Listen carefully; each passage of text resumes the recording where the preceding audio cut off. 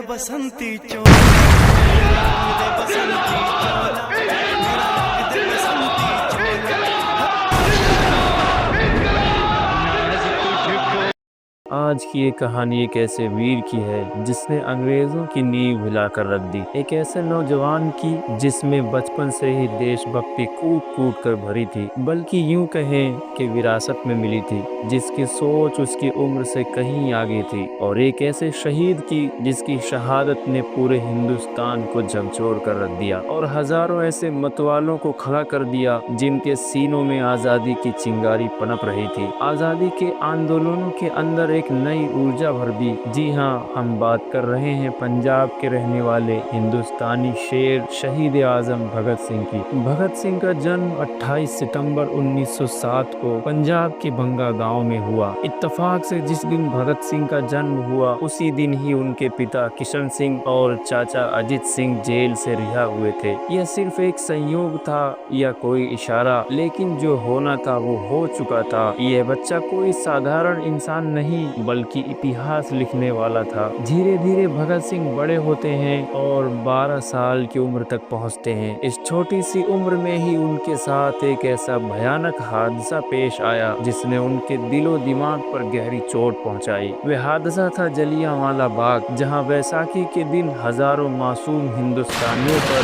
General Dyer ने बेरहमी से गोलियां चलवाकर उन्हें मौत की नींद सुला दिया। इस नरसंहार में महिलाएं, बच्चे, बूढ़े, जवान सभी मारे गए। एक 12 साल का मासूम बच्चा ये सब अपनी आंखों से देख रहा होता है। भगत सिंह की आंखों में आंसू और चेहरे पर गुस्सा होता है और कहते हैं, यह सब क्या हो रहा है मेरे देश के साथ। भगत सिंह घर जाते हैं और घर से एक कांच की बोतल लाते हैं। फिर उस जगह पर आते हैं जहां जलियांवाला बाग का कांड हुआ था। भगत सिंह उस जगह से मिट्टी उठाते हैं और उसे बोतल में भरकर घर लाते हैं और अपनी अलमारी में उसे रख देते हैं। जलियांवाला बाग की यह मिट्टी भगत सिंह के लिए सिर्फ धूल नहीं थी, बल्कि यह उनके इनकलाब की पहली चिंगारी थी जिसने आगे चलकर एक शोला का रूप धारण कर लिया। यही सब चिंगारियां दिल में लेकर भगत सिंह अपनी पढ़ाई करते हैं और किताबों से क्रांति की ओर बढ़ते हैं। एक बार की बात है, स्कूल में टीचर बच्चों से सवाल करते हैं, बच्चों बड़े होकर तुम क्या बनोगे। कुछ बच्चे जवाब देते हैं, डॉक्टर, इंजीनियर, पुलिस वाले। टीचर जब भगत सिंह से सवाल करते हैं कि भगत तुम क्या बनोगे, तो भगत सिंह कहते हैं, सर मुझे अपने देश को आजाद कराना है। भगत सिंह सिर्फ बंदूक की ताकत में नहीं बल्कि विचारों की ताकत में भी विश्वास रखते थे। उन्होंने लाहौर के नेशनल कॉलेज में पढ़ाई के दौरान समाजवाद, क्रांति और स्वतंत्रता की गहरी सोच विकसित की। वे रूस की क्रांति से काफी प्रभावित थे और मानते थे कि सच्ची आजादी सिर्फ अंग्रेजों से नहीं बल्कि अन्याय और शोषण से भी मिलनी चाहिए। साल आता है 1928। साइमन कमीशन के विरोध में लाला लाजपत राय प्रदर्शन कर रहे होते हैं और अंग्रेजी पुलिस प्रदर्शनकारियों पर बेरहमी से लाठियां बरसाती है। लाला लाजपत राय चोट खाकर गिर जाते हैं और कहते हैं, मेरे शरीर पर पड़ी एक एक लाठी अंग्रेजों के मौत की घंटी साबित होगी। लाला जी को काफी चोटें आती हैं, वे गंभीर रूप से घायल हो जाते हैं और कुछ दिनों बाद लाला जी की मृत्यु हो जाती है। लाला जी की मौत से भगत सिंह काफी दुखी होते हैं और भगत सिंह अपने साथियों के साथ बैठक करते हैं। कहते हैं, इसका बदला लिया जाएगा, हमारी क्रांति का पहला वार अब सीधा अंग्रेजों पर होगा। और वो दिन आ जाता है जब भगत सिंह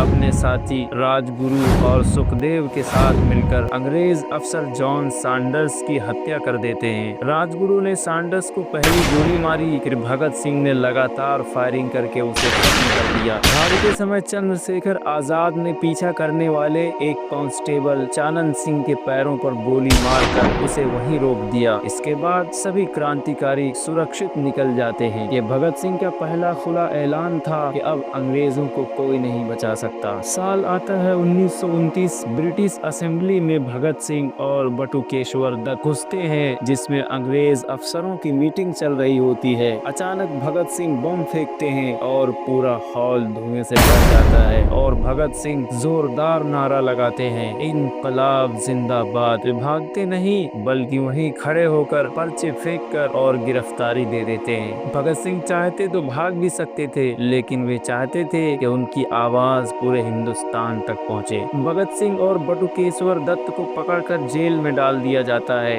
बम कांड के बाद ब्रिटिश सरकार ने भगत सिंह पर कड़ी निगरानी रखी और राजगुरु व सुखदेव को भी गिरफ्तार कर लिया। उन पर सैंडर्स हत्या मामले में मुकदमा चलाया गया। अदालत में उन्होंने अपने क्रांतिकारी विचार खुलकर रखे। जेल में भी उन्होंने कड़ा संघर्ष किया। हिंदुस्तानी कैदियों के साथ जिस तरह की हैवानियत की जाती थी, उस हैवानियत के खिलाफ भगत सिंह और उनके साथियों ने 116 दिनों की भूख हड़ताल भी की। इस भूख हड़ताल से वे काफी कमजोर भी हो गए थे। उनका शरीर भले ही कमजोर हुआ था, लेकिन इरादे तब भी चट्टान की तरह मजबूत थे, जिसे देखकर ब्रिटिश हुकूमत भी हिल गई। भगत सिंह और उनके साथियों को जेल में भी काफी यातनाएं झेलनी पड़ी। उनके साथ जानवरों जैसा सलूक किया जाता था। 7 अक्टूबर 1930 को अदालत ने भगत सिंह, राजगुरु और सुखदेव को फांसी की सजा सुना दी। जिस दिन फांसी होनी थी, भगत सिंह, सुखदेव और राजगुरु फांसी की ओर बढ़ते हैं और मुस्कुराते हैं जैसे कोई त्योहार मनाने जा रहे हो। जाते जाते उन्होंने नारा लगाया, इनकलाब जिंदाबाद, और फांसी के फंदे को चूम कर कहते हैं, फांसी का फंदा कोई मौत नहीं, ये तो क्रांति की शुरुआत है। जोर से नारा लगाते हैं, इनकलाब जिंदाबाद, और फांसी दे दी जाती है। दोस्तों,